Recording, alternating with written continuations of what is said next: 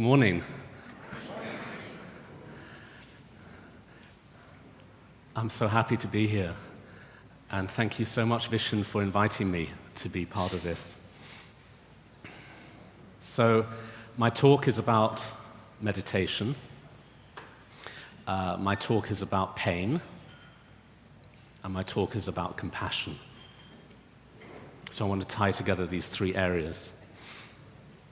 So as you heard in the introduction, I do quite a lot of courses. I give a lot of classes and courses in meditation. And one of the things I've noticed, which I'm sure you've noticed too, is that many people have a view about meditation that it's like shutting yourself down. A lot of people struggle when they meditate because they try to clear their mind. And that phrase, clear your mind, is sort of thrown around a lot.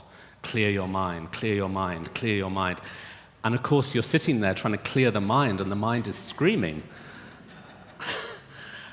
And so people are struggling to clear their mind, to switch off their thoughts, I think people are struggling because the whole concept is not helpful. Trying to sort of go into a blank state is more like trying to become unconscious. It's like being in a coma or sort of unconscious. And so I think meditation has nothing to do with clearing the mind. It has nothing to do with switching off. It's about switching on. It's about waking up. And so the thoughts and the emotions, and particularly our pain, are very powerful catalysts in the practice if you can learn how to work with them in a creative way. So when we talk about meditation and we talk about consciousness and we talk about expanding our consciousness, which is obviously the theme here, what we're talking about is realizing that our mind is bigger than our thoughts. And some of the metaphors used for this in the texts, the ancient texts on meditation, are metaphors such as the sky or the ocean. Okay, so imagine you're flying in an aeroplane and the aeroplane is coming down to land. You look out of the window and it's all blue sky. And then you look down below you and there's this, this blanket of clouds. It's like cotton wool. And it looks very solid. The plane is coming down to land. Of course, we know that the plane is going to come down through the clouds and land. But if you didn't know that, maybe if you're a small child or somebody who just doesn't know how these things work, you might think that the plane is going to crash into the clouds because they look very solid.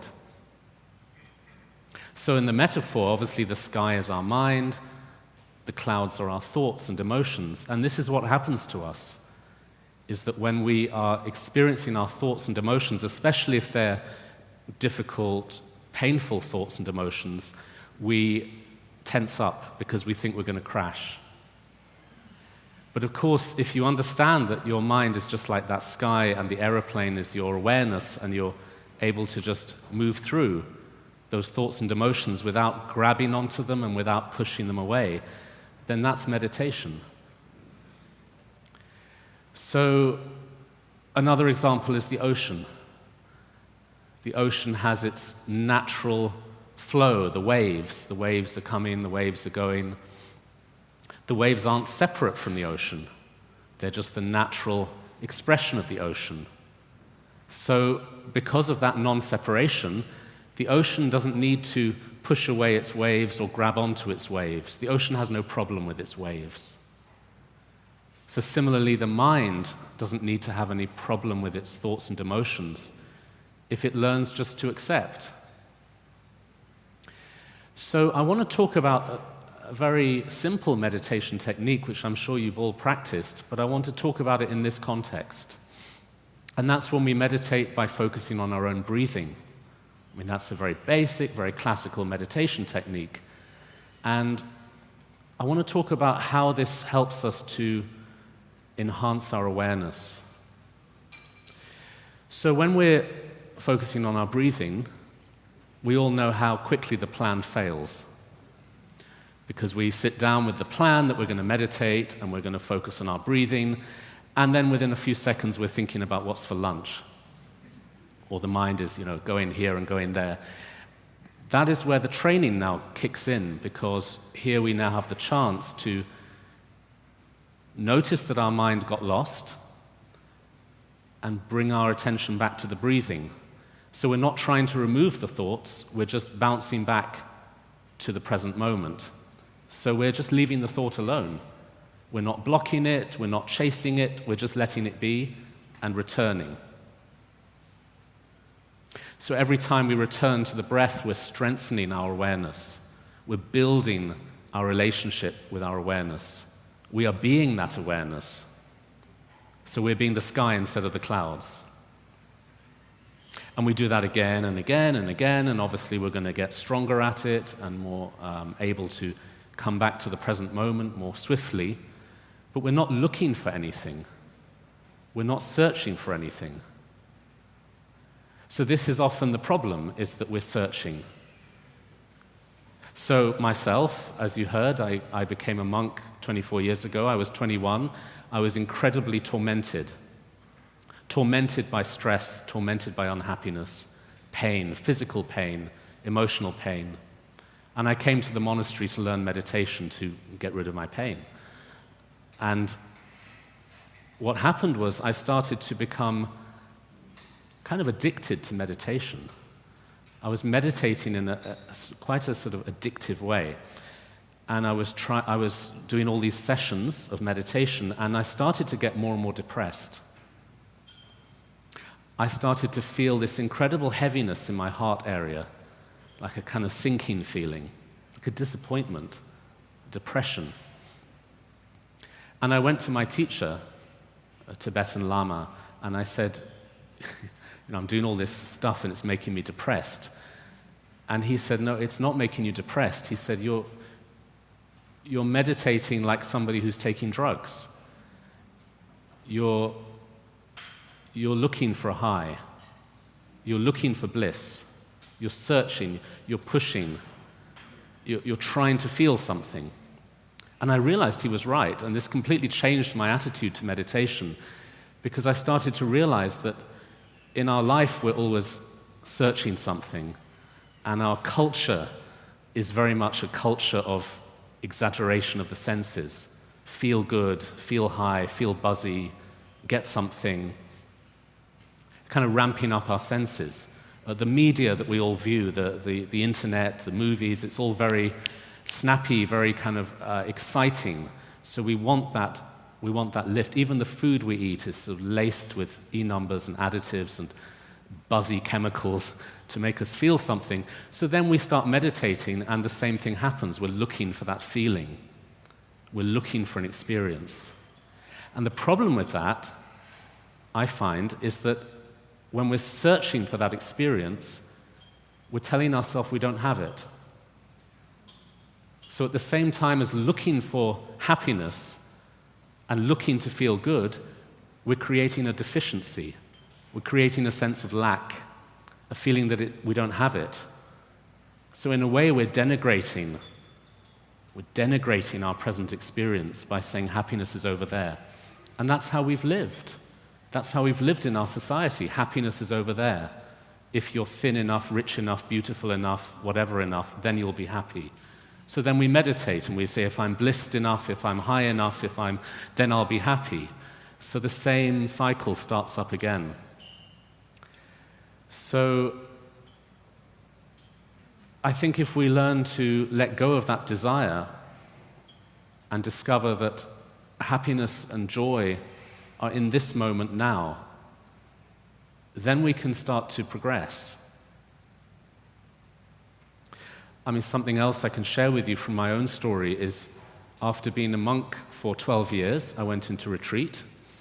In our tradition, we do these really sort of extreme retreats of 4 years, where you're kind of locked away for 4 years. There's no interaction with the outside world. There's no computers, no news, nothing, and you're just in retreat for 4 years. We were on a Scottish island, so you can't even get off the island. And, and there's a small courtyard where you can walk for fresh air, but there's a wall around it and you can't go out.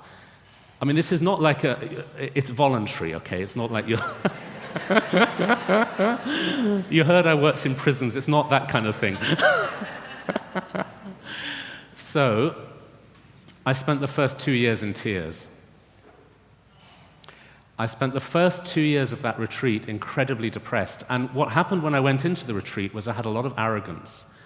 Because I'd been a monk for 12 years, I was kind of a bit more senior than the other people in retreat. I thought, I'll be fine. There was a kind of pride there, a kind of arrogance. I'll do this, I'm okay, and it crashed. I crashed into very, very severe depression and anxiety. And I remember being unable to even meditate. I remember feeling like I was falling through space with nothing to hold me. And it was such a bizarre combination of like lying at the bottom of a well and also extreme anxiety. And the overriding sensation was like a knife twisting here in my heart. And I hated it, and I cried, and I was pushing it away. I mean, who would want to feel like that? Of course you're pushing it away. And I really hit rock bottom. And of course, when you hit rock bottom, the only way is up. So something changed in the last half of the retreat, where I started to learn how to make friends with that feeling. It was a massive breakthrough for me because I learned how to, instead of push away that feeling, I learned how to move closer to it. And almost that you expand your awareness around the feeling and you completely embrace it. You're opening, you're melting into that feeling. And the key is you have to drop the storyline, because there was a story with the feeling. There was my past, there was this happened, that happened. Those are the storylines that we tell ourselves which actually distract us from the essence of what is going on in this moment. So when I learned how to not get caught in the story and instead relate with compassion to the feeling, it started to change. It started to melt into a feeling of love. And there's a sort of, the practice is unconditional kindness. The practice is unconditional love. So you're becoming one with your feeling. Until that point, there's always two things. There's the difficult feeling, and there's me being bothered by it. There's the subject and object. I am bothered by that. If you become one with it, who's bothering who? How can it hurt you if you are it, and it is you? If there's a oneness. And that's what compassion is. Compassion is oneness. I don't like the word compassion. We don't have a word in English that really sums up what is expressed in the teachings on meditation. We use the word compassion, but it's not enough, because it sounds like a separation. I am looking down on you, you are sad, I am feeling sorry for you. That's not it. It's oneness. And it's trained through this interaction with your own mind, this interaction of non-separation, and learning that the discomfort that we experience is the key to happiness and the key to compassion. So this feeling started to shift, and the second half of my retreat was completely opposite to the first half. The first half of my retreat, the overriding image was I felt like I was inside a metal box, inside a metal ball with spikes on the inside, digging into me. And any move I made, mentally or physically, the ball would roll and the spikes would dig into me. The second half of the retreat was like sinking into a comfortable bed. You are in the comfort of your own mind because you start to make friends with yourself. So this was enormously helpful for me, and something I'm still learning about and still trying to share with others around how to make peace with your mind. And so I think when we're trying to, going back to my initial point, when we're trying to clear our mind, that's like annihilation. That's a very aggressive sort of violent thing to do, to try and empty your mind. And then when you're trying to push for a bliss or a high or a special feeling, again, that's a very aggressive. To me, it feels very aggressive because I'm telling myself, this is boring, I don't like this, I want to go over there. So to me, that's a kind of aggression. And then to go back to what I was saying about this very simple technique of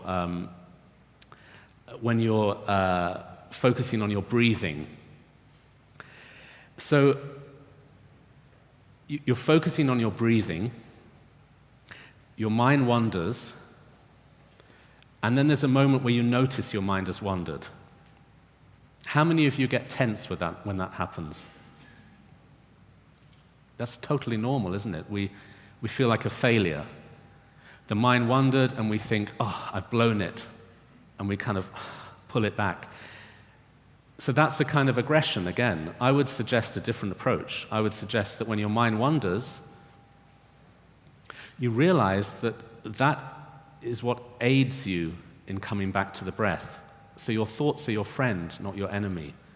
They're like weights in a gym. If you go to the gym, you don't want to lift feathers, you want to lift weights. So if your mind is wandering a lot, that's good because it gives you a chance to return. And that moment of recognition that your mind has got lost, that moment is key. For many people, that's a moment of failure. Like I asked you, do you get tense? That's like you failed. But if you can learn to see that moment as a moment of success, because you were lost and now you're found, and you're back in the conscious awareness, then you're making peace with your thoughts. This is self-forgiveness, this is self-acceptance, this is compassion. And only through resolving that internal conflict can we become a more compassionate person in our external world. So I think it's very much about the journey of friendship with your mind. As you heard in the introduction, I was involved in the film Doctor Strange, and I noticed all of you put your hand up, you've all seen it. And to me, that's a very interesting metaphor for what I'm talking about. Of course, it's a Disney Marvel movie. It has to be bells and whistles, big effects. That's part of the deal. But I wonder how many people got the true message of it. I wonder how many people thought, great, if you meditate, you can fly. I got a few emails afterwards saying, is that how it works? If you meditate, you can open portals to another universe. That's not the point. Actually, all those scenes where Benedict was flying through space with kind of colors and psychedelic goings-on and hands reaching for him, kind of demonic forces, it's all a symbol. It's a symbol for the loss of self, because the film starts with this very arrogant doctor who's all puffed up, and he goes to the Ancient One, and she says, it's not about you. It's not about you. And it's not that he has to remove his ego or destroy it, he has to transcend it. And so when he's experiencing all of that wormhole in space and going through all those experiences, that's what I've been talking about. It's a symbol for embracing the shadow, embracing the darkness. It's not about flying up there, it's about flying in here. If you want to fly up there, just catch a plane. It's easy. So I think that's the important message about meditation that I wanted to share with you, is that it's about compassion. And now I want to say a few more things about compassion. I think that there's a lot of people who meditate understandably to reduce their stress. That's fine, that's okay. But there comes a point where you want to kind of go further than that. There comes a point where it's kind of beyond just relaxing. And that's what my workshop this afternoon will be about. We'll expand more on that in that session. And I think that point is where you start thinking about compassion and the idea that your practice of meditation is an act of compassion. And you are practicing in order to benefit others, not just yourself. And this is how you expand your practice. You know how when we do a session of meditation, maybe, 5 minutes, 10 minutes, and our mind is just wandering the whole time, and we finish our 10 minutes and we think, well, what was that about? Was it worth it? It feels like a drop in the ocean, doesn't it? But if you motivate that practice as compassion, you're doing it for compassion, then you're taking that drop and you're putting it in the ocean. The drop in the ocean becomes the ocean. It becomes limitless. What is the ocean? The ocean is simply the total of all the drops. So when we do our meditation and we start each session by creating a very profound intention of compassion, we want to benefit all beings, and we're meditating out of love for all beings. And then at the end of the session, having a moment of dedicating the practice to all beings. A moment where you think, I give this to all beings. What you've done is you've turned your 5 or 10 minute meditation into a compassion practice. And in one of the Buddhist texts it says, if you have a drop of water and it's just lying on the palm of your hand and you just leave it there, the drop of water just dries up. If you want to make that drop of water last forever, you take that drop and you put it in the ocean, and it becomes part of the ocean. So similarly with our practice, if our practice of meditation is very self-motivated, it's like the drop of water on the hand, it just dries up. If it's compassion motivated, it's like putting the drop of water in the ocean. It becomes limitless. What do I mean by self-motivated practice? I mean when we're just trying to get something out of it for ourselves, because the problem there is that the self is insatiable. Our self is, it's like working for a boss who's never happy with anything you do. Whatever you do, the boss says, that's not good enough. I want more. You didn't do it right. The nagging voice of our ego is constantly telling us, you've got to be better, you've got to be bigger, you've got to be stronger, you've got to be more this, more that. Because the mechanism of self is all around pushing for something and pushing away something, wanting more, wanting to get away from something else, grasping after pleasure, pushing away discomfort. And this is like running on a wheel. I'm like a hamster on a wheel, running, but not moving. Running towards pleasure, running away from pain. That's the sort of mechanics of ego. And so when that becomes the energy of our meditation practice, the same problem happens. We start to, the meditation practice actually feels like it's like a drop of water that's just dried up. It doesn't seem to, there's no juice, it's just dry. And the practice becomes very unsatisfying. It becomes, you could experience what I experienced, where I was having that sort of heaviness in my heart because I was feeling I wasn't getting anything from it. This kind of ego-based practice. Compassion-based practice is where you're practicing for the benefit of others, which includes you. I'm not saying you're just this doormat and you're going to become this kind of martyr and help everybody and you're going to be miserable. I don't mean that. Compassion is incredibly enriching. And according to Buddhist philosophy, compassion is the natural state of our mind. Compassion is the natural state of our mind. And I'm very interested in the links between Buddhism and neuroscience. And when we talked with neuroscientists, they talk about the natural chemistry of the body, which a baby experiences, oxytocin. Oxytocin is the chemical that a baby experiences when the mother and child, when she's breastfeeding the child, mother and baby go into a state of oxytocin. This is our sort of default state chemically. And oxytocin is the chemistry of love, the chemistry of unconditional love. You know, when it's love that needs something like a validation, it's more like dopamine, the druggy love. When it's a love that's expanded and doesn't want anything in return, it's oxytocin.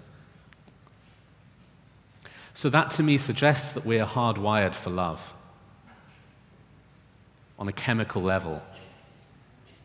In Buddhist philosophy, it's been talked about for centuries, but it's exciting to see how science is catching up with Buddhism.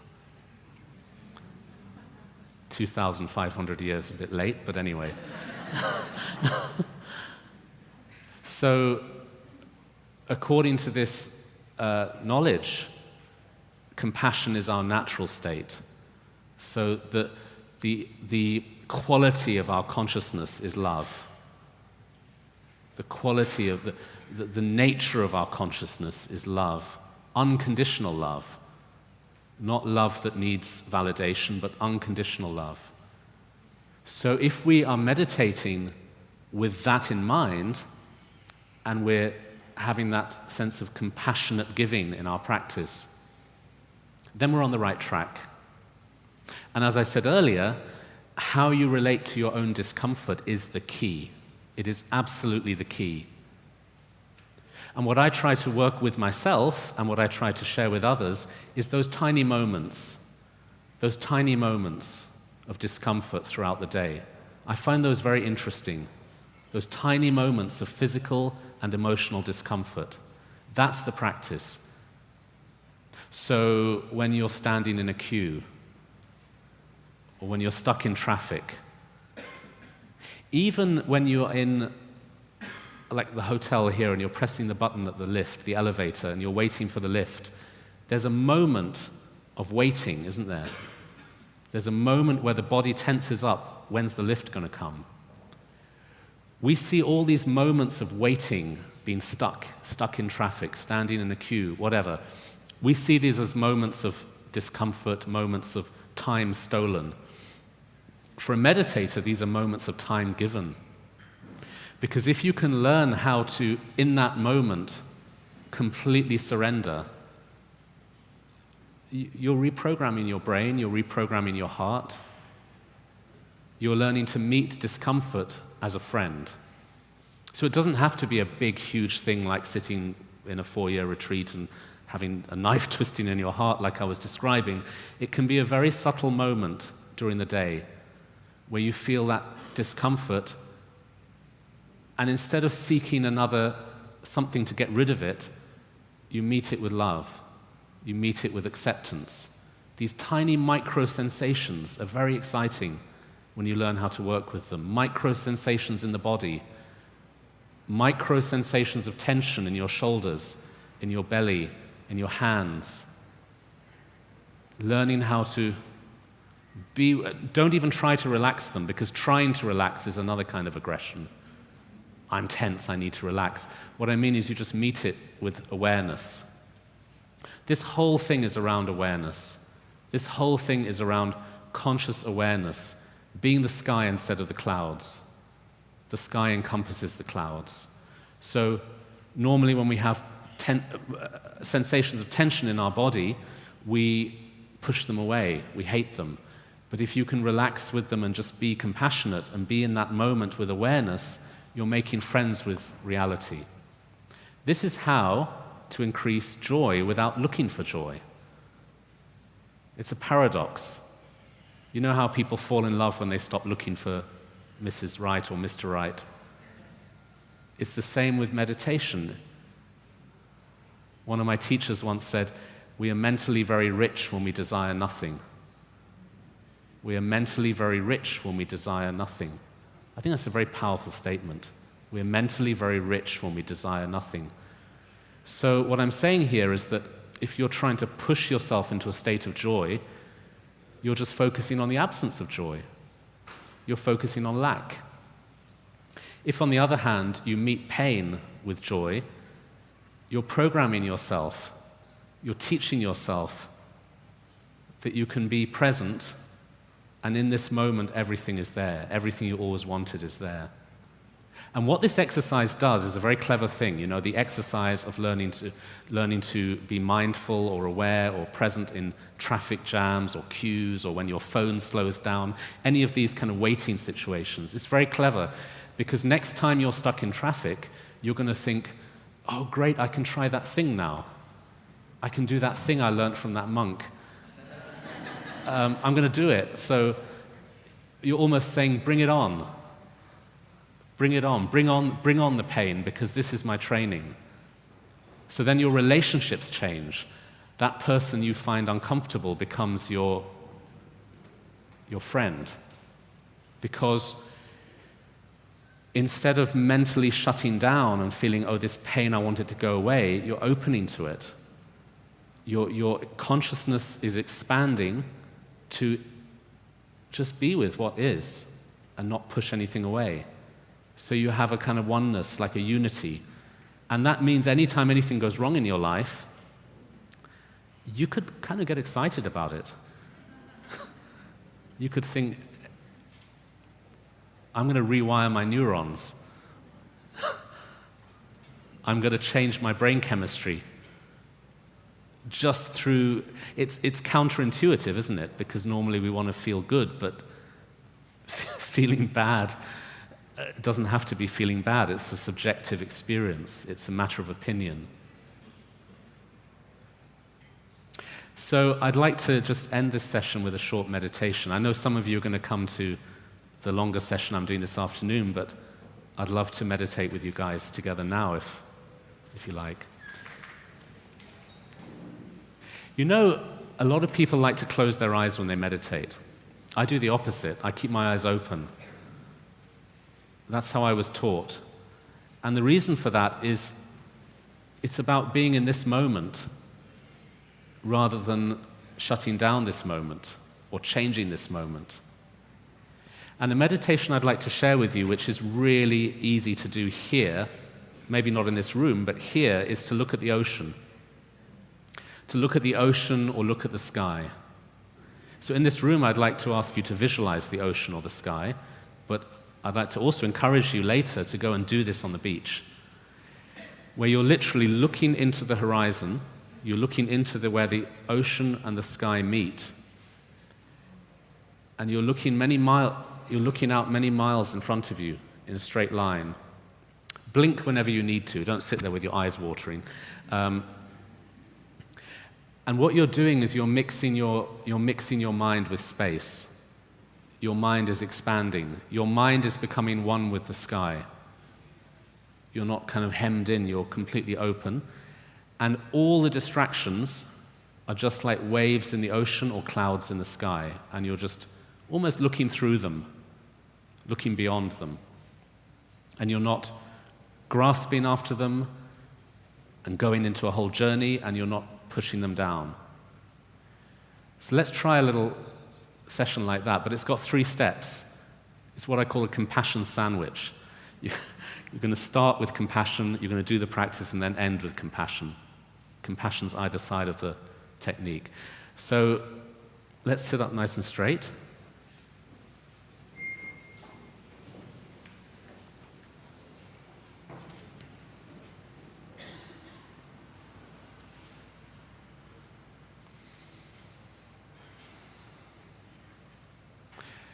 You can close your eyes to start with if you want, and we're going to take 3 deep breaths. We're going to breathe in deeply through our nose, and we're going to breathe out deeply through our mouth, just to settle. Breathe in deep, breathe out deep. Feel your cells waking up. Breathe in deep, breathe out deep. Feel your cells dancing. Breathe in deep. Breathe out deep. Feel your cells singing. Open your eyes. Now spend a moment generating the intention that you wish to benefit others. generating the intention that you wish to bring peace to this world. Generating the intention of love, unconditional love, love towards the enemy as well as the friend. Generating the wish that we may practice to wake up and wake everybody else up.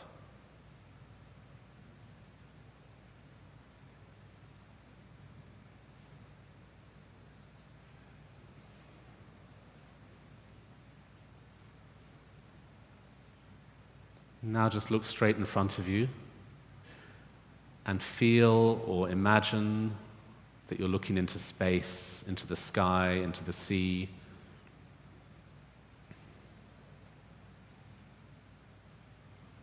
Your mind goes on for miles. There's no edge, no boundary. You are that space.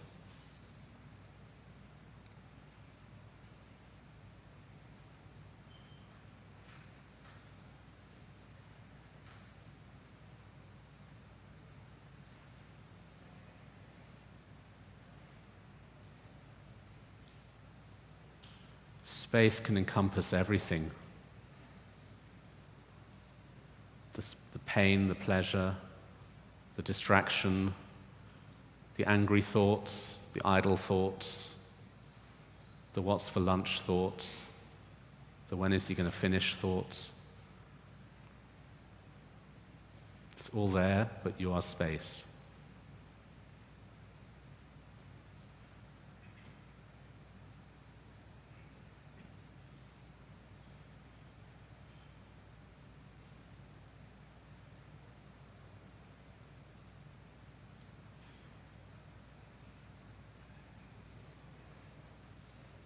You're looking into that horizon where the ocean and the sky meet. Later on, you can do this for real on the beach. Now we're doing this in our mind.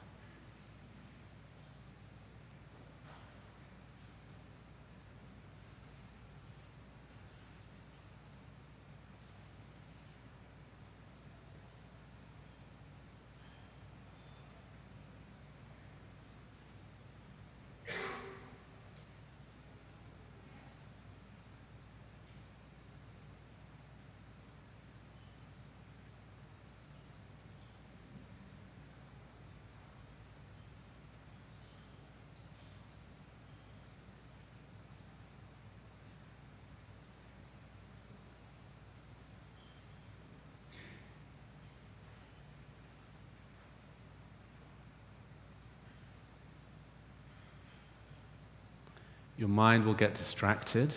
Just try to look through those distractions like clouds or waves. They're just natural. They're not to be rejected. And you don't even need to follow them. Following them is like trying to change them. Rejecting them is like trying to change them. Don't try to change yourself. You're fine like you are.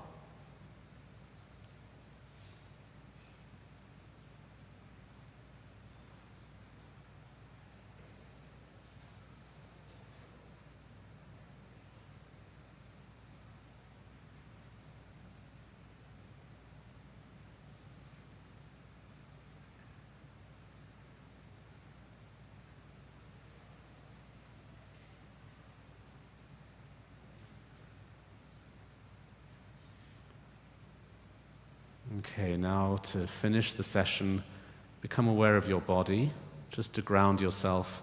Feel the chair underneath you. Feel all the points of contact between your bottom and the seat, your back and the back of the chair. You can close your eyes if you want to. Just feel the body where it's present, touching the chair.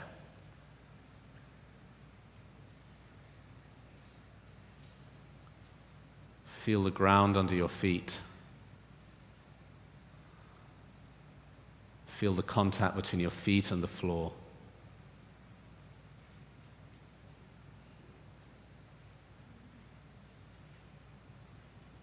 And then we end with a moment of compassion again. Make a strong intention or a prayer or commitment in your heart to bring peace to the world, to bring compassion to others. Your practice is the path to compassion.